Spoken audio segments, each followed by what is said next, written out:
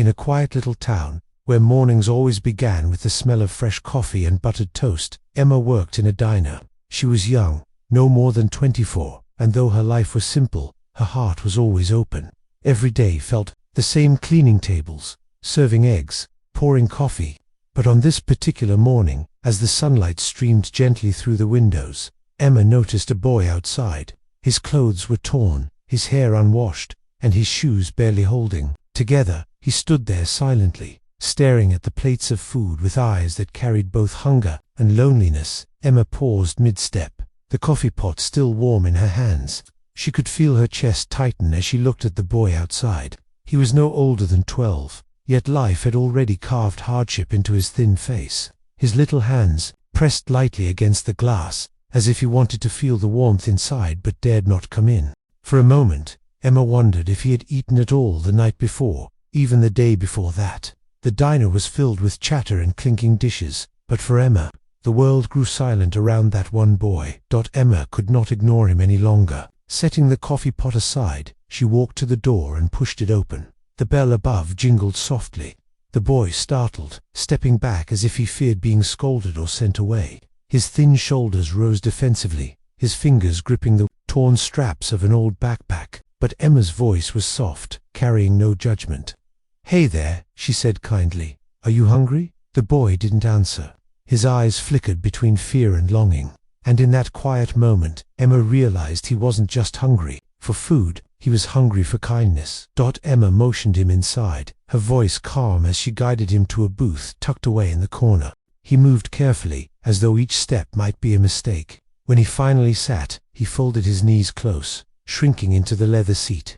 Emma placed a simple glass of water in front of him, along with a napkin, small gestures meant to ease his worry. "You're safe here," she said gently. The boy's wide eyes studied her, uncertain if he could believe such words. Yet something about her smile made him want to trust, even just for a little while. She returned with a plate of warm pancakes, butter melting into golden stacks, and syrup glistening on top. The boy stared at the food as if it was something unreal, too good to be true. His lips parted, but no words came. Emma placed the fork near his hand and gave a small nod. Only then did he reach out, his fingers trembling as they closed around it. He took his first bite slowly, almost reverently, as though savoring not only the taste but the kindness behind it. For the first time in a long while, he felt seen. The boy tried to eat slowly at first, but hunger overcame him. Soon he was eating quickly, almost desperately, as though the plate might disappear if he lingered too long. Emma didn't scold him. She only sat across from him, her chin resting lightly against her hand, watching with quiet care. There was sadness in her heart, but also a sense of peace, knowing she had done the right thing. The diner noise faded around them. In that corner booth, with sunlight spilling across the table, there was only the sound of a boy rediscovering the comfort of a meal. But when his plate was nearly empty, the boy slowed down. For the first time since he entered, a faint smile tugged at his lips. He looked up, shyly, his eyes glistening as if tears might surface but never fall. Emma returned with another plate, simple eggs and toast, nothing grand, yet offered with the same care. She placed it in front of him without a word. No questions, no pity, only kindness. The boy's throat tightened. He had grown used to being invisible. Yet here was someone treating him not as a burden, but as a child worthy of care. It was after his second plate that the boy finally found his voice. His words came soft, hesitant, almost like a whisper. Emma leaned forward across the booth, giving him her full attention. He told her his name was Daniel, that he had been walking from town to town, sleeping wherever he could. His parents, he barely remembered them. His life had been made of streets, strangers, and silence. Emma listened without interruption, her eyes never leaving his. In that moment, she wasn't just a waitress serving food. She was the first person in a long time who truly cared. Emma brought him a cup of hot chocolate, the steam rising in soft curls. Daniel wrapped both hands around the mug, feeling the warmth seep into his fingers, chasing away the chill that had lived there far too long. He took a sip, eyes closing briefly, as though he had found a small piece of home in that single taste. For Emma, it was a simple gesture. For Daniel, it was a memory he had never been given before, the comfort of being cared for, the reminder that kindness still existed in a world that had so often been cruel. As the morning passed, the diner slowly emptied. The clinking of silverware and steady chatter gave way to quiet hums and the occasional sound of the coffee machine. In their corner booth, Daniel shifted in his seat, the stiffness in his shoulders easing at last. For the first time in days, perhaps weeks, he looked like a child again rather than a wanderer lost to the streets. Emma studied him quietly. She wondered about the miles he had walked, the nights he had endured, and in her heart, she silently promised he would not face this day alone.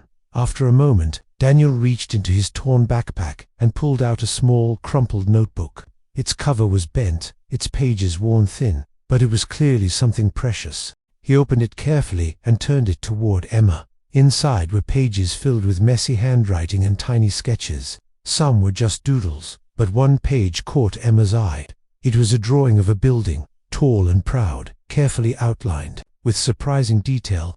Daniel's eyes lit up as he explained, shyly, that he wanted to design buildings one day. He wanted to create places where no child would feel lost. Emma's heart softened as she listened. She looked at the careful lines of his drawing and then at the boy himself. His voice shook as he spoke, as though he was afraid his dream was too big for someone like him. But Emma's smile didn't fade. She placed her hand gently on the table, close to his, steady and sure. "That's a wonderful dream, Daniel," she said softly, "and I believe you can do it." His eyes widened, searching her face for any sign of doubt, but all he found was sincerity.